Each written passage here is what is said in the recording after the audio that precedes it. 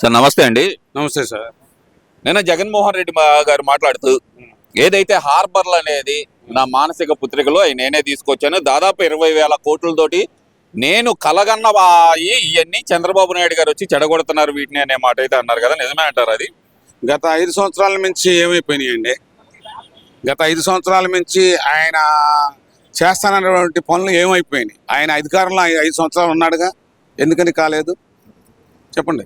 ఎందుకని కాలేదు? కాలేదంటారు. నేను మొదలుపెట్టింది నేనే, వర్చువల్ గా ప్రారంభించింది నేనే అంటున్నాడు. నేను మొదలుపెట్టిన పని పూర్తి కావాలి కదా, అసలు మొదలు పెట్టాను అని అన్నాడు హార్బర్స్. ఏది అక్కడ అసలు మొదలుపెట్టింది ఎక్కడ? వర్క్ చేసింది ఎక్కడ? ఎక్కడ ఫలానా చేశారని చెప్పి ఆయన?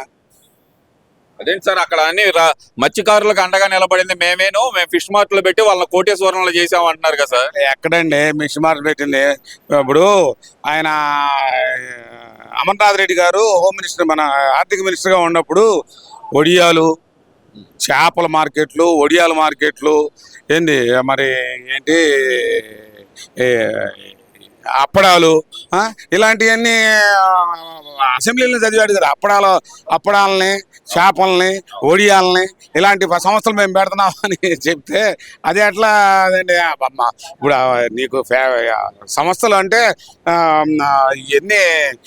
ఎన్నో రకాలైనటువంటి కంపెనీలు ఇప్పుడు ప్రజెంట్ ఇప్పుడు వస్తున్నాయి. ఆ రోజు ఎందుకని వాళ్ళు చేయలేదు?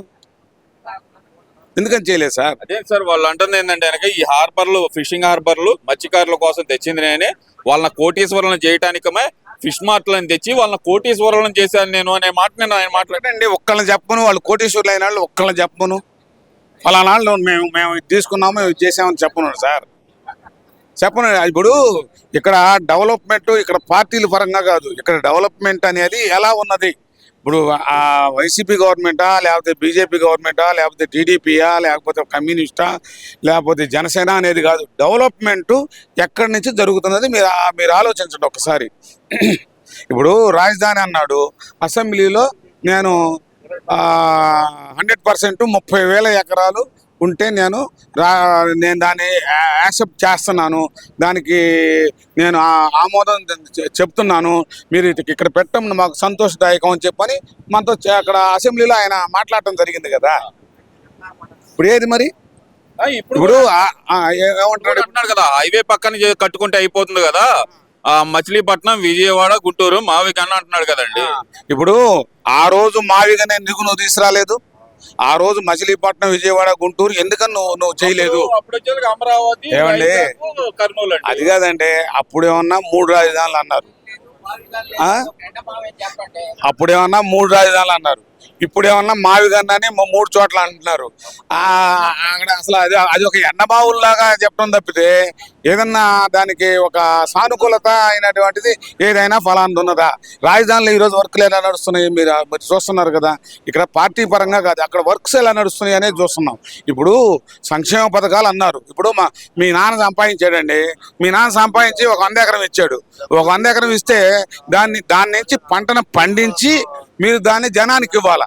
దాని నుంచి పంట పండించి నీ కుటుంబాన్ని నడుపుకుంటూ దానిలో వచ్చినటువంటి ఆదాయాన్ని మీరు దానికి వచ్చినటువంటి ఆస్తిని కదిలించకుండా దాని మీద వచ్చే ఆదాయాన్ని మీరు ఏదైనా జనానికి ఇవ్వాలా.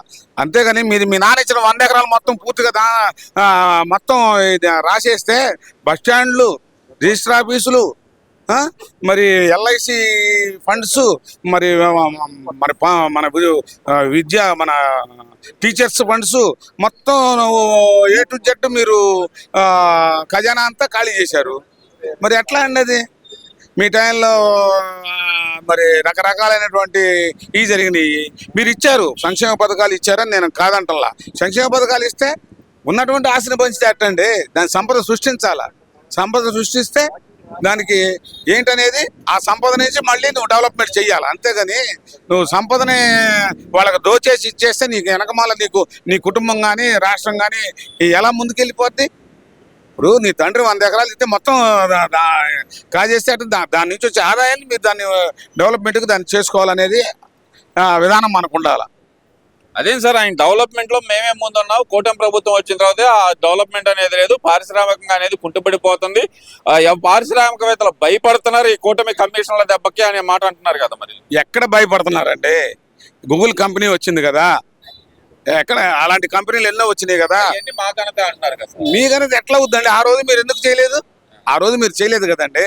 ఆ రోజు ఇప్పుడు రాజధానిలో మహిళలు ఎలాంటి ఇబ్బందులు పడ్డారు, రాష్ట్రంలో ఎలాంటి ఇబ్బందులు పడ్డారు అనేది మీకు అందరికీ అవగతమే.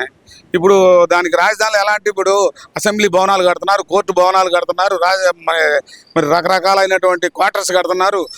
18 అంతస్తులు 12 అంతస్తులు రోడ్లు ఏ విధంగా ఉన్నాయి రాజధానిలో ఒకసారి చూడండి సార్. అది ఏముంది, వర్షం పడితే మునిగిపోయింది, మేము ఆపేదే ఉంది, వర్షం పడితేనే ఆగిపోయింది అదే అని చెప్పి పేరు నాని మాట్లాడుతున్నాడు కదా సార్ నిన్న. ఇప్పుడు ఆయన మాట్లాడతారు. మనం ఇప్పుడు అంతకుముందు కొన్ని శతాబ్దాల క్రితం, కొన్ని వందల సంవత్సరాల నుంచి అక్కడ గ్రామాలు దాదాపు 40-50 గ్రామాలు మరి వాళ్ళు జీవిస్తున్నారుగా. ఎన్నో రకాలైన పంటలు ఒక్కొక్క భూమి 3 పంటలు పండించుకుంటున్నారుగా. అది బ్రహ్మాండంగా ఉన్నదిగా.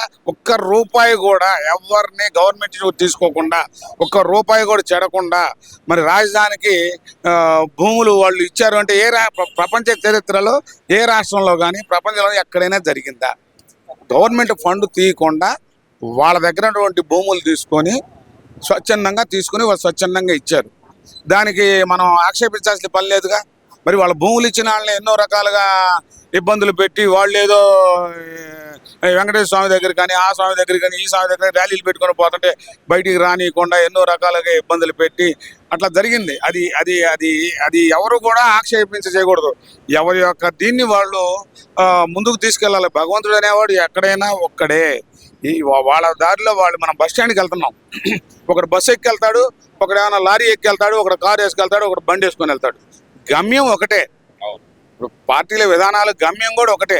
ఆ గమ్యం ఒకటైనప్పుడు మనం అక్కడ ఆరోగ్యకరంగా మంచి వాతావరణంలో మనం అక్కడికి వెళ్ళాలి. అంతేగాని నాకు అడ్డం వచ్చిన వాళ్ళని నెట్టుకుంటా పోతాను, నేను ముందుకు వెళ్ళిపోతాను అంటే అది కరెక్ట్ కాదుగా. అది మనకి మంచితనంగా మంచి మార్గంగా మనం ముందుకెళ్ళాలి. కానీ ఇప్పుడు అక్కడ జరిగినటువంటి సిచ్యువేషన్లు గత 5 సంవత్సరాల నుంచి ఏం జరిగినాయి అనేది అందరికీ అవగతమే కదా. దానికి ప్రజెంట్ ఇప్పుడు ఏం జరుగుతుంది అనేది అవగతమే. నేను చెప్పినా, నువ్వు ఇంకో 4 ఇంటర్వ్యూ చేసినా, ఇంకో 10 మందిని ఇంటర్వ్యూ చేసినా ఆ ఉన్నటువంటి వాస్తవం చరిత్ర చెప్పింది కదండి. చరిత్ర ఆయన ఏమంటున్నాడు, కళ్ళు మూసుకుంటే 2.5 సంవత్సరాలు అయిపోయింది, కళ్ళు మూసుకోండి, ఇంకొక 2.5 సంవత్సరాల్లో నేనే అధికారంలోకి వస్తాను, ఇక్కడ ఉన్న ఏదైతే కనుక డిఫెన్స్ కంపెనీలు ఇవన్నీ ఉన్నాయి కదా వాటన్నిటిని నేను వేరే చాటకి మార్చేస్తాను, ఇదంతా మీకే అప్పచెబుతాను అనే మాట అంటున్నాడు కదా ఆయన. సార్, జనం నిర్ణయిస్తారు.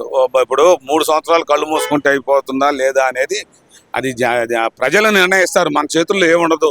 నువ్వు చేసే చరిత్ర, మీరు చేసే పరిస్థితులు, ఎవరు ఏం చేశారనేదే దాన్ని బట్టే ముందుకెళ్తారు తప్పితే ప్రజలు ఆయన మనస్తత్వం మారిందనుకో, ఆయన మంచి మార్గాన్ని ఉన్నాడనుకో అందరూ ఆయనకే చేయూతనిస్తారు. ఇప్పుడు చంద్రబాబు నాయుడు గారు కానీ, లేకపోతే లోకేష్ గారు కానీ, లేకపోతే బీజేపీ వాళ్ళు కానీ, లేకపోతే మన పవన్ కళ్యాణ్ గారు కానీ వాళ్ళ యొక్క నిర్ణయాలు వాళ్ళు తీసుకుని వాళ్ళు ముందుకు వెళ్తున్నారు. అదేవిధంగా దాని ప్రతిపక్షంలో మీరుండి మీరు అసెంబ్లీకి వెళ్ళండి. అసెంబ్లీకి వెళ్ళి మీరు అక్కడ ప్రశ్నించండి. అసెంబ్లీకి వెళ్ళి ప్రశ్నించకుండా 3 సంవత్సరాలు కళ్ళు మూసుకుంటే అయిపోద్ది, నేను ప్రజల్లోకి వస్తాను అనేది కరెక్ట్ కాదు కదా. ఆయన పదే పదే రెచ్చగొట్టే వ్యాఖ్యలు, ఆఖరికి ఆయన రెచ్చగొట్టే వ్యాఖ్యల్లోకి వెళ్తున్నారు. ఎందుకంటున్నారు అసలు తిరగబడండి అనే మాట దాకా వస్తుంది, ఎవరిని వదిలిపెట్టననే మాట వస్తుంది. ఎందువల్ల అంటారు ఈ రెచ్చగొట్టే వ్యాఖ్యలు? అది రాష్ట్రంలో ఏంటంటే, రాష్ట్రంలో ఎలాంటి గొడవలు లేకుండా, ఎలాంటి ఇబ్బందులు లేకుండా రాష్ట్రం అసలే 2 రాష్ట్రాలుగా, ఆంధ్రప్రదేశ్ రాష్ట్రం అనేది 2 రాష్ట్రాలుగా విడిపోయి ఎంతో మనం 30 సంవత్సరాలు 10 సంవత్సరాలు ఎన్నికెళ్ళిపోయిన తర్వాత తెలుగుదేశం పార్టీ అధికారంలోకి వచ్చింది 2014లో. వాళ్ళ వర్కులు వాళ్ళు చేసి ముందుకెళ్ళేదాన్ని ఎక్కడెక్కడ స్తంభించిపోయింది. పోలవరం స్తంభించిపోయింది, రాజధాని స్తంభించిపోయింది, కంపెనీలు రాలేదు, వచ్చినటువంటి వాళ్ళు ఎన్నో రకరకాలుగా నష్టాలు జరిగిపోయినాయి. తర్వాత మళ్ళీ జరిగినటువంటి ఎలక్షన్లో ప్రజలు తీర్పునిచ్చారు. ఆ తీర్పుని మీరు మంచి మార్గాన్ని తీసుకొని వాళ్ళు దాన్ని గవర్నమెంట్ నడుపుతున్నారు. వాళ్ళకి మీకు చేయూత సహకారం ఉండాలి. ప్రతిపక్షాలు అనేటప్పుడు ఏదైనా కొన్ని అధికార పక్షంలో ఉన్నప్పుడు ప్రతిపక్షాలు మీరు అసెంబ్లీకి రండి, దాన్ని మీరు వాళ్ళని ఇట్లా జరుగుతుందని మీరు ప్రశ్నించండి. ఆ రోజు చంద్రబాబు నాయుడు గారు 23 మంది సభ్యులు తోటి ఆయన పోరాడాడు. ఒక్కడగా ఒక రోజు 2-3 రోజులు కూడా అసెంబ్లీకి వెళ్ళి పోరాడాడు. మీరు కూడా ప్రశ్నించండి. ప్రశ్నించండి. దాన్ని జరిగేటువంటి అసెంబ్లీలో మీరు మీ గొంతు వినిపించండి. మీ గొంతు వినిపిస్తే అప్పుడు ఏంటనేది ప్రజలు గమనిస్తారు. ప్రజలే వాళ్ళ నిర్ణయాన్ని ఇస్తారు. అంతేగాని దాన్ని బయటికి వెళ్ళి సభలు పెడితే రారంటారు. బయటికి వెళ్ళి సభలు పెడితే రారని కాదు. అది ఏదో కొంతమంది రకరకాలుగా ఉన్నటువంటి సిచ్యువేషన్లో కొంతమంది వెళ్తారు, కొంతమంది వెళ్ళరు. అది ఎవరి నిర్ణయాలు వాళ్ళవి, మనం చెప్పలేము. అది అంటే ఆయన అంటున్నారు కదా సార్, నేను బయటకు పాదయాత్రకు వస్తాను, ఆ కార్యకర్తలు రోజు సినిమాలు చూపిస్తారు ఇక చంద్రబాబు నాయుడుకి అంటున్నారు కదా సార్. ఏమండి, మనకి ఒక పదవి అనేది ఒక అలంకారమే మాత్రమే. మనకి పదవి అనేది ఒక అలంకారం మాత్రమే. మనం ఒక సేవకులమి. ఏ పదవి అయినా సరే మనము సేవకులవి. ఒక ఎమ్మెల్యే గారైనా, ఒక ఎంపీ గారైనా, ఒక ప్రతిపక్ష నాయకుడైనా, ఒక అధికార పక్ష నాయకుడైనా, ఒక ముఖ్యమంత్రి అయినా, ఒక ప్రధానమంత్రి అయినా, ఎవరైనా అది సేవకులే. ఏ సామాన్య మానవుడు వెళ్ళినా ఆ మానవుడికి న్యాయం జరగాలి, ఆ మానవుడిని గౌరవించాలి. ఆ వ్యక్తిని నీ ఆఫీస్కి వచ్చినా, నీ దగ్గరకు వచ్చినా, ఈ కార్యకర్తలకు, ఎంపీలకు కానీ ఎమ్మెల్యేలకు కానీ కార్యకర్తలే బలం. ఆ బలాన్ని మీరు వాళ్ళు ఎన్నో రకాలుగా, అన్ని రకాలుగా ఎన్నో ఇబ్బందులు పడి మిమ్మల్ని అధికారంలో తీసుకొచ్చారు. వాళ్ళైనా వీళ్ళనైనా మీరు వాళ్ళని గౌరవించండి, వాళ్ళని మీరు దగ్గరగా చేర్చుకోండి. వాళ్ళ బాధలు మీరు వినిపించండి. అప్పుడు మనం ఎమ్మెల్యేలైనా ఎంపీలైనా ఒక సేవకులు మాత్రమే. వాళ్ళు ఒక పదవి అనేది అలంకారం మాత్రమే. దాన్ని అలా ముందుకు తీసుకెళ్ళి మంచి ధర్మంగా, న్యాయంగా గాడిద పెట్టే వాళ్ళకి మీరు చేయూతనివ్వండి. అలా నడుస్తుంది ఇప్పుడు గవర్నమెంట్. దానికి మనం ఆక్షేపించాల్సిన పని లేదు. అన్నీ ఇప్పుడు చూడండి సార్, ఎక్కడ ఏ రోడ్డు పోయినా కూడా ఇంతకు ముందు మోకాళ్ళు, గుంటలు, పడిపోటాలు రకరకాలుగా ఉన్నాయి. రాష్ట్రం మొత్తం ఈరోజు చిన్న చిన్న గ్రామాలు కానీ, చిన్న చిన్న టౌన్లు కానీ, చిన్న చిన్న టౌన్లు, చిలకలూరుపేట ఏంది, నర్సాపేట ఏంది, ఒంగోలు ఏంది, తెనాలి ఏంది, లేకపోతే నెల్లూరు ఏంది, ఎక్కడ పట్టినా కూడా సిమెంట్ రోడ్లు ఏ విధంగా వేస్తున్నారు అనేది మీరు చూస్తున్నారు. అంతకుముందు ఎక్కడన్నా ఇప్పుడు మట్టి పడిందండి?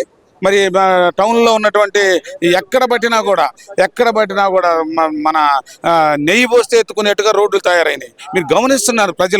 ప్రజలు చరిత్ర చేసింది ఎక్కడికి పోదు. ఆ రోజు ఎన్డీఏ గవర్నమెంట్లో నేషనల్ హైవేస్ వచ్చినాయి. ఆ రోజు ఎలా వచ్చినాయి? ఆ రోజు లాల్ కృష్ణ అద్వానీ, మనోహర్ జోషి, అటల్ బిహారీ వాజ్పేయి, దానికి తోడు రాష్ట్రాల సహకరించారు. రాష్ట్రాలు బీజు పట్నాయక్ ఏంది, లేకపోతే మన చంద్రబాబు నాయుడు గారు ఏంది, లేకపోతే ఇలాంటి వాళ్ళు కేరళలో ఉన్నటువంటి రాష్ట్ర ముఖ్యమంత్రులు ఆ రోజు ఇండియా మొత్తం సహకరించబట్టే మీకు ఆ రోజు నేషనల్ హైవేస్ వచ్చినాయి. లేకపోతే ఎక్కడ ఉన్నాయండి ఆ నేషనల్ హైవేస్? అప్పుడు లేవు కదా. మరి దానికి అందరూ మనం సహకరించుకొని ముందుకు పోవాలి. ముందుకు పోతేనే అది మనకి రాష్ట్రాలైనా దేశమైనా అభివృద్ధి చెందుతుంది అనేది నా అభిప్రాయం. Thank you.